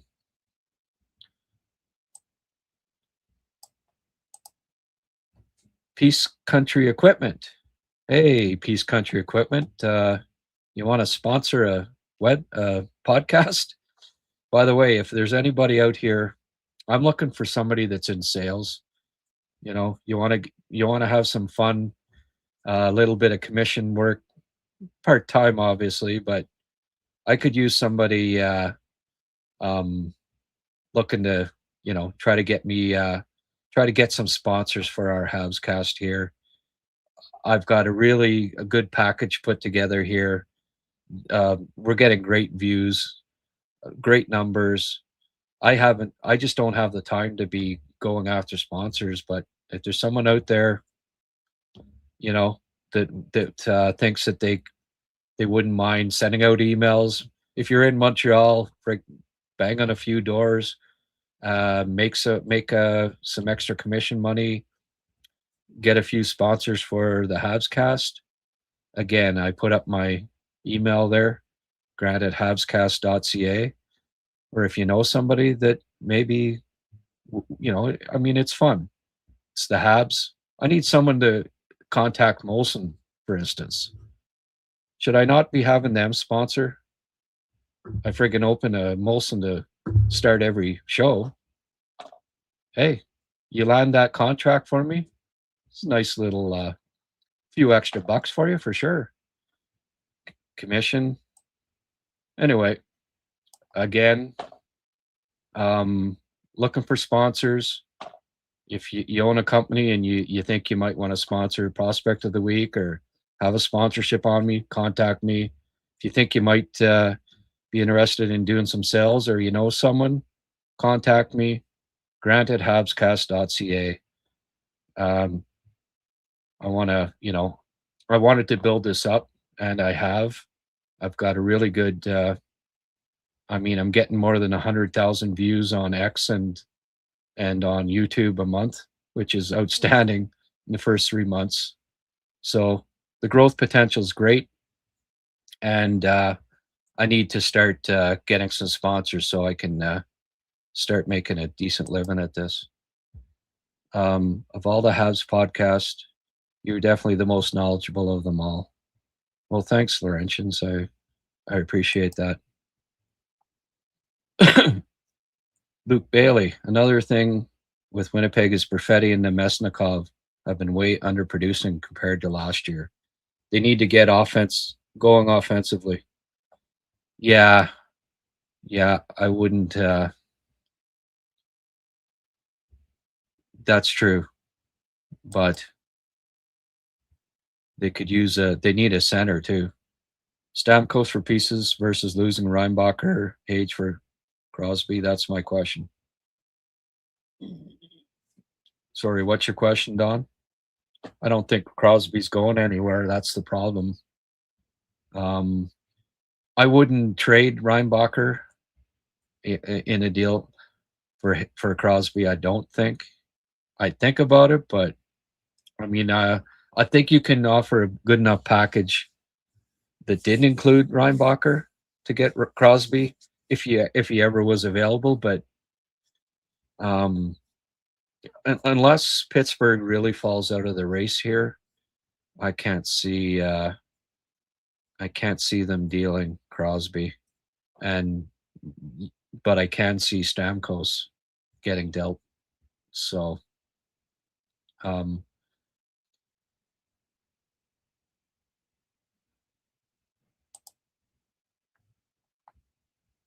I guess I must have missed your first one. Crosby, Stamkos.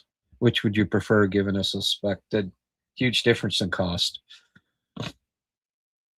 Yeah. Well, I mean, I prefer Crosby. I mean, he's a generational player, one of a kind. But Stamkos is available, I think. Crosby isn't. Stamkos would be a lot cheaper. And so it's more realistic. But yes, I would prefer Crosby.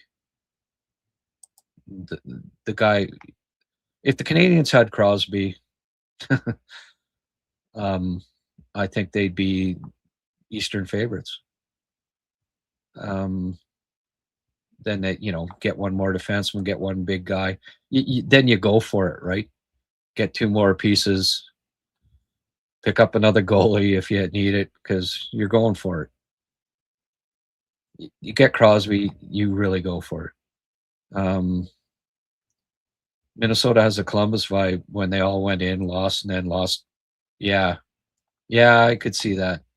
I don't like what Guerin's doing, and signing Kaprizov to $17 million contract was ridiculous too. Good player, but come on, you not got any negotiation skills at all. I don't know.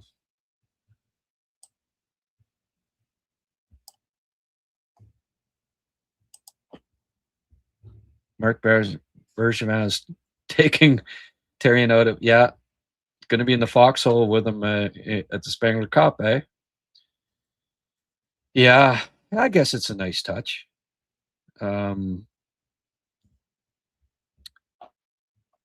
Nice to see them back together again, I guess.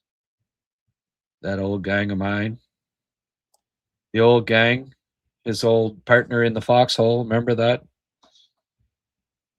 I guess he's back in the foxhole, and he brought his buddy with him. Donnie again. I say our D strength. Our D is our strength with the current lineup. And Engstrom, Pickford. I give Reinbacher for Crosby plus.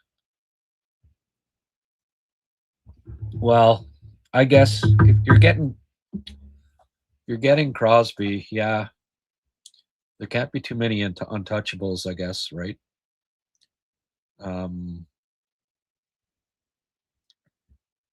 Although I don't know that D is a strength. Certainly didn't look like it tonight. The thing is, like Engstrom, Pickford, I think the Canadians need Reinbacher. He's part of the solution down the road. He's more physical than Dobson. I think he's going to be a better defensive defenseman than Noah Dobson, and help you win at playoff time more than Noah Dobson. I believe. I like Dobson, but I think they need a more physical presence back there. The only time the Canadians have made the finals since '93, 3 of the 4 top defensemen on that team were Edmondson, Weber, and Sherratt. And they were all big. They could all play physical. They wore down other teams forward groups. They didn't get pounded into submission with the forecheck because they're freaking hit you back harder than you hit them. And while I don't think you necessarily need, that much physicality and size, you need some. And Gooley is one. Reinbacher is another. You need at least two, I think. And trading Reinbacher would go against what I think the winning recipe that they're going to need in the future here, not only in the next couple of years, but 3 to 5 years down the road, when I think they'll really be at their best, when all this young core is in their primes, right? Like Demidov and Slav, Cappy, Gooley, Reinbacher, Pickford, you name it. In 5 years' time, all these guys, Hage, Jarosky, they're all going to be a lot better players than they are right now. Did I mention Slav? Like all these guys, right? 5 years from now, they're in their primes. And that's when I think the Canadians will really, 3 to 5 years, it will be their real, 3 to 7 years, really, will be their real window to win. And I'd like, I think trading Reinbacher, that's kind of like a last resort to get Crosby, I think. The Canadians have a lot of other, compared to other teams, you could now offer a package that doesn't include Reinbacher that I think would be quite appealing. Would be quite appealing to the other teams. The trick for beer sponsors is to drink a certain label visibly, then switch to another kind at some point, and the first label will then contact you and pay, so you go back at it. Yeah. Well, whatever works. All I know is,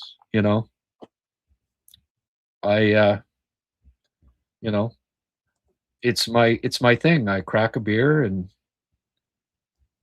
it should be Molson that's saying, "Hey, like push it," right? Molson Canadian, that's my beer. I'd even go, hey, today's show, today's topic, it's the Montreal Canadiens, yeah, you hoser.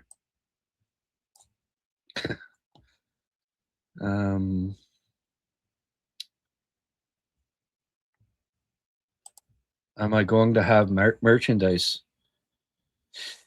I've been thinking about getting HabsCast caps. Would people buy HabsCast if I mean, I'd have to get 50 to 100 made up probably to get it at a decent price, but would people order HabsCast? Yeah. I don't know. You tell me. Is it realistic for Habs to look to free agency for a center next summer? I don't know about that. If they don't trade for one, maybe. If Cap stops developing, maybe. If Doc, isn't healthy the rest of the year and doesn't look good, maybe. If Beck doesn't impress the rest of the year, maybe. You'd have to get back to me later in the spring for me to have a better answer. And it depends. Typically, there aren't too many attractive centers available in free agency. You might be better off, you might get one. You're almost more likely to get one at the trade deadline from a team that's out of it and have to deal some assets, then because teams don't normally let good good centers become free agents, right? And then don't lose them for nothing. Usually there's assets there, right? Mayu and Bolduc trade, who won? They're way too early, Fort George. Way too early. I always say give it 5 years. Who knows at this point? The people that, I saw articles a week later when Bolduc started with 3 goals in the first week. Oh, a steal. Like, you don't, you can opine and say, I think Montreal's going to win this deal, but I'm not the type that says, oh, they won that deal hands down. Even like the Vancouver trade, I think, Vancouver got more than I expected them to, but I'm not going to say that they've won it hands down because you don't know for sure. Maybe, maybe Quinn Hughes, maybe he takes them to the promised land, right? On the surface, I think they paid too much, and I don't know that they'll re-sign him. So in that regard, I think Vancouver won the trade, but that's the type of thing you still have to wait and see.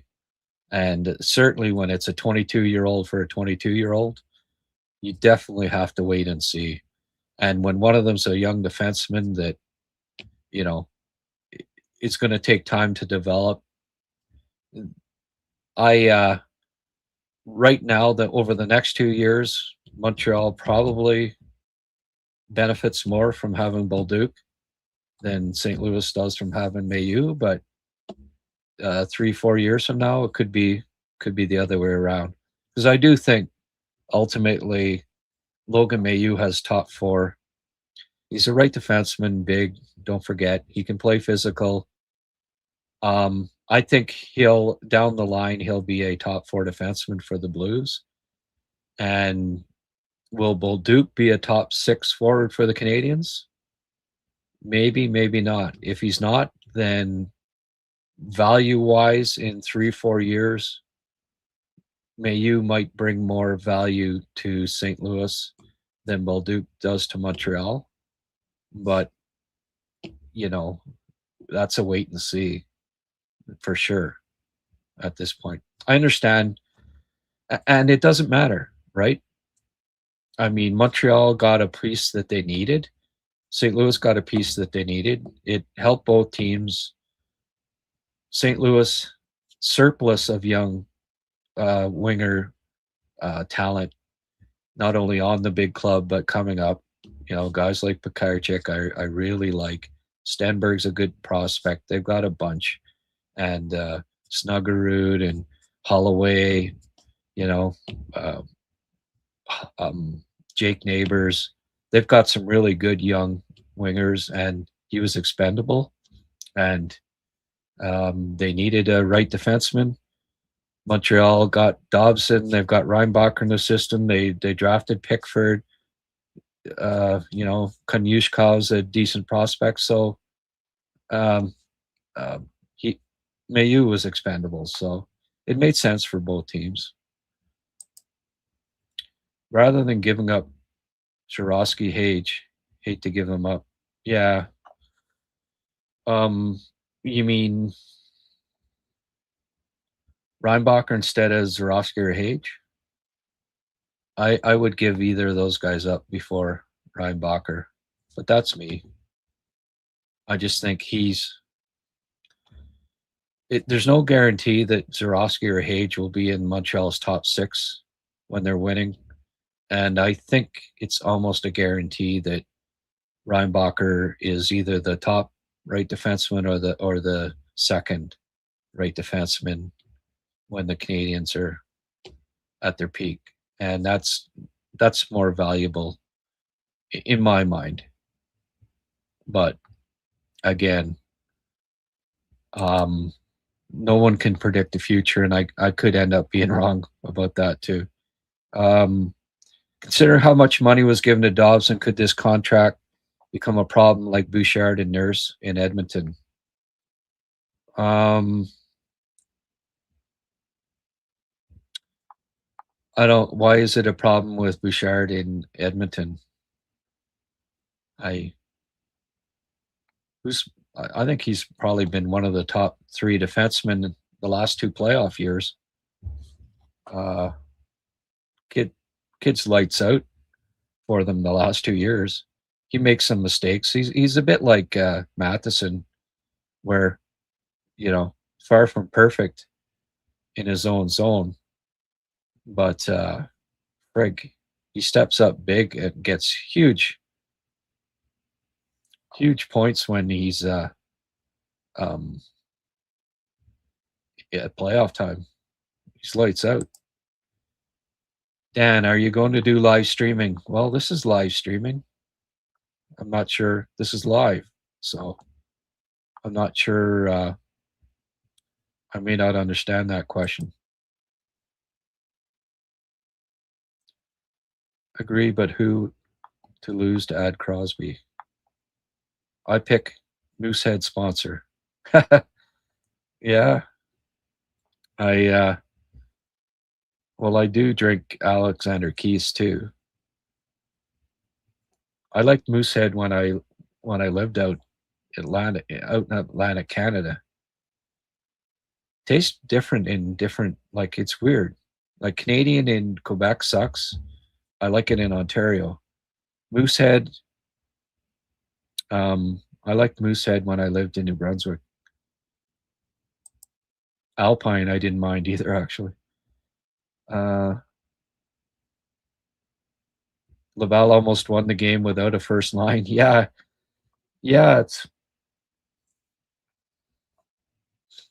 I didn't see what Dauphin did. What did Dauphin do to get suspended? I mean, I'm not surprised about Belzile, Roy. Like, Roy didn't even get a freaking minor penalty, and then he gets suspended 3 games. He was, when you saw the tape there, like, punching the guy in the head a few times there with his glove on. Montreal has to move some D in a bigger move sooner rather than later. The top 4D is locked, and then you get a bunch of guys coming in like Protz, Pickford, Reinbacher, Engstrom. I don't agree that the top 4D is locked. Are you saying, like, you're saying with Goulet being one of the top 4D, I guess? Matheson could be bottom 6D fairly soon. Did Mayu get a nice goal the other night? Well, good for him. Jets are getting the Heritage Classic in October versus the Habs. That's going to be cool. Yeah, I like that.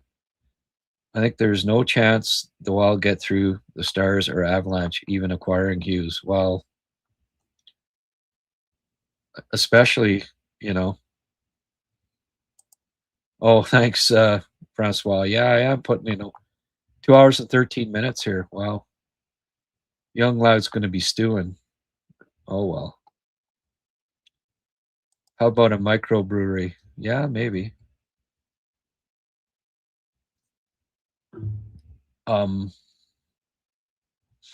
Thing is, it's kind of got to be a beer that I probably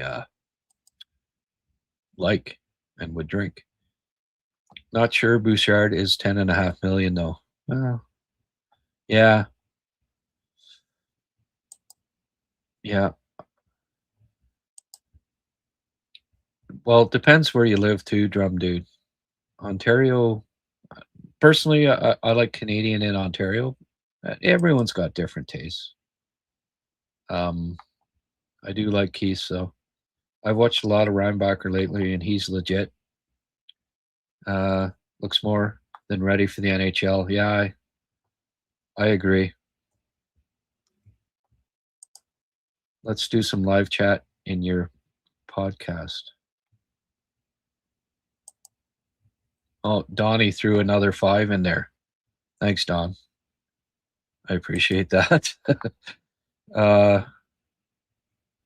Yeah, well, I I have made the offer for people to that can come on that are members.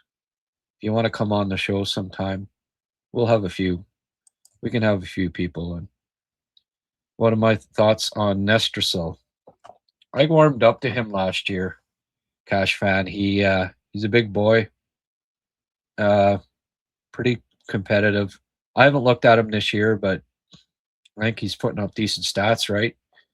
Yeah, he's a nice prospect. I ended up having him uh, in the 20s for the draft. I like him quite a bit. What? Who's your favorite Hab, Grant? Donnie, are you leaving? Hey, thanks for the contributions, my friend. $15. That's over and above. I appreciate it. Um, who's my favorite Hab? Cappy, come on now. Guy Lafleur. Well, okay. My favorite Hab of all time? Oh, it'd have to be Flower. He was amazing. Yeah, this is a live chat. Are you going to do live streaming Habs games? No. Nestrasil. Yeah. Sounds like something you get from a pharmacy. Well, thanks, Don, and see you tomorrow. Go Habs, go.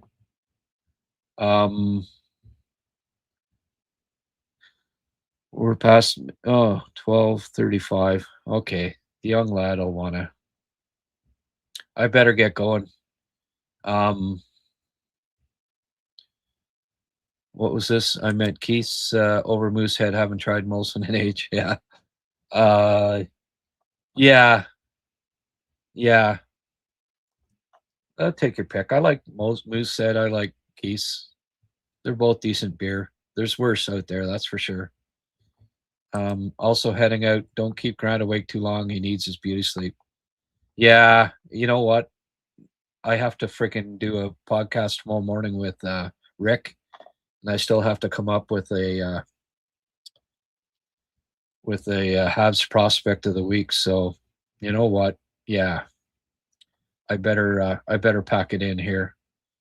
Thanks for hanging in there with me for 2 hours and 17 minutes. 881, still 122 on here. That's fantastic. Dan, I am from the Ottawa Valley, small town, Shawville, Quebec, home of Brian Murray, longtime NHL coach and GM, and consider him a mentor. And it was a sad day in our town when Brian passed away. Okay, folks, losing my voice again. Young lad's gonna be miffed. I still have to put a video together for 10 a.m. show tomorrow, so I best be on my way. Thanks again for tuning in. See you after the game tomorrow night. Go Habs, go. I'm going to a game tomorrow afternoon, Windsor, Ottawa, Ethan Belkets. So I'll be getting a good look at him, and I'll offer my scouting report on him after the game tomorrow night too. He's a really could be a top 5 pick in the draft. Actually, he'd be great to have on the Habs. They could use that size skill combo. Don't know if they could land him, but stranger things have happened. Okay. Thank you, everyone. Thank you for the yes, Dan. Well, I'm glad you came on here and you're part of the team here. I hope you're a regular. We'll grow this. I'll get some sponsors.